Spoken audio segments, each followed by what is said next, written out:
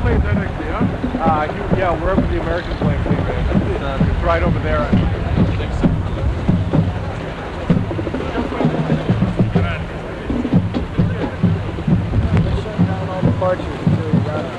Well, they stagger, they call it in-trail separation.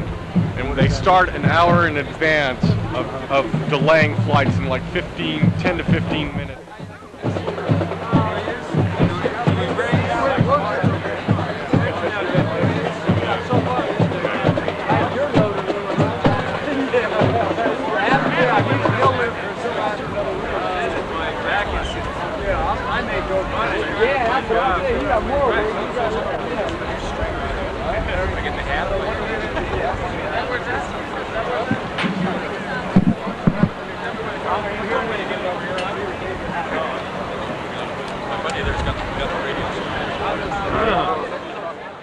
We get some music. We are just about to hear the Foothill High School marching band out of the city of Pleasanton, an award-winning marching band, and they will play the national anthems of the two countries. There will be a color guard ceremony to salute the flags of both nations, and our understanding is that it will be Mikhail Gorbachev and his wife.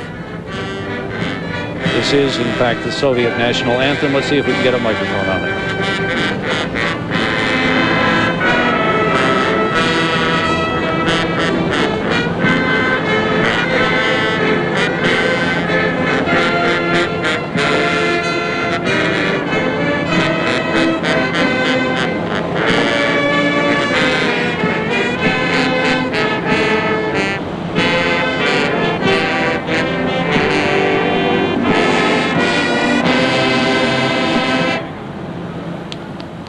Soviet national anthem and a salute to the Soviet flag.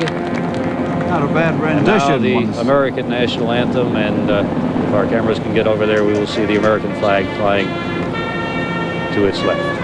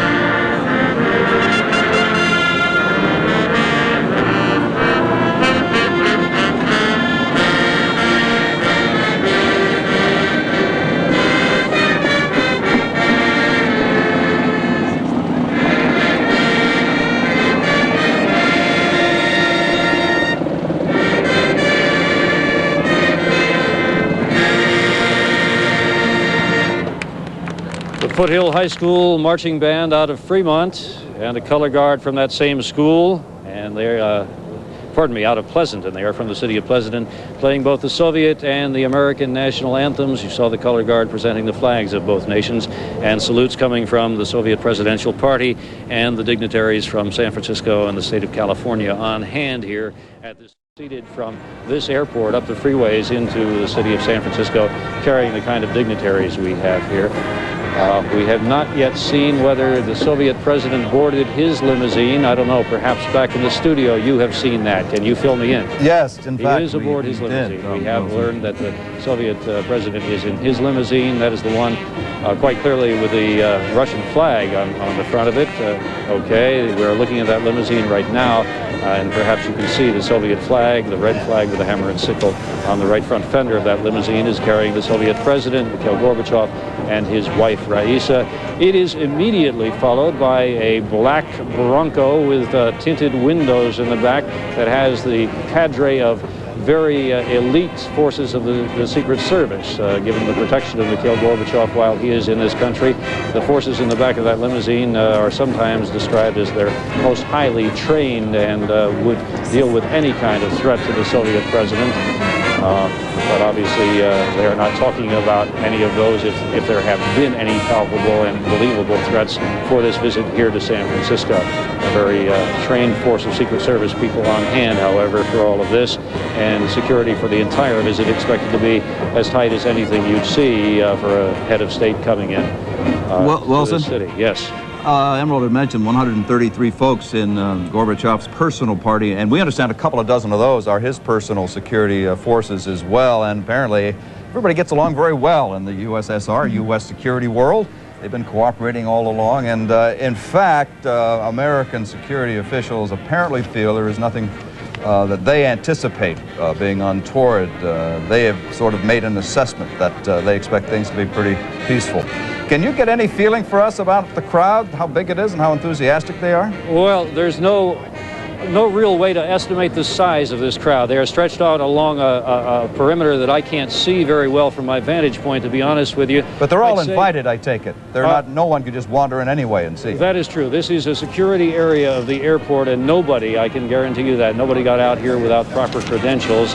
I think what you talked about cooperation between the American and Soviet security personnel is probably true. I did have an occasion to speak to people off the record about that, and they told me that indeed they are getting along very well. Although we have to say that I saw, okay, there goes the motorcade. The motorcade is just now departing San Francisco International Airport for a ride that will probably last 20 or 25 minutes into the city of San Francisco. The freeways will be cleared by California Highway Patrol as they proceed up that freeway route into San Francisco. Just as we might mention that the airways were cleared for the arrival of the Soviet aircraft, or the aircraft carrying Mikhail Gorbachev, the skies were cleared around it for some 15 to 20 miles in all directions.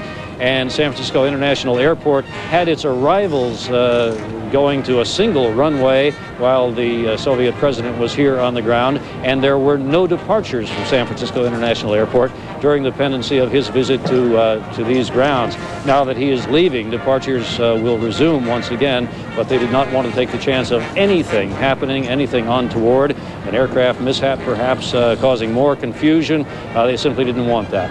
Motorcade now is leaving, some 45, maybe 60 cars. We are not sure. We'd have to count them one by one, leaving. One of the biggest motorcades ever seen at San Francisco International Airport, heading for the city. And we expect that transition to take about 15 minutes.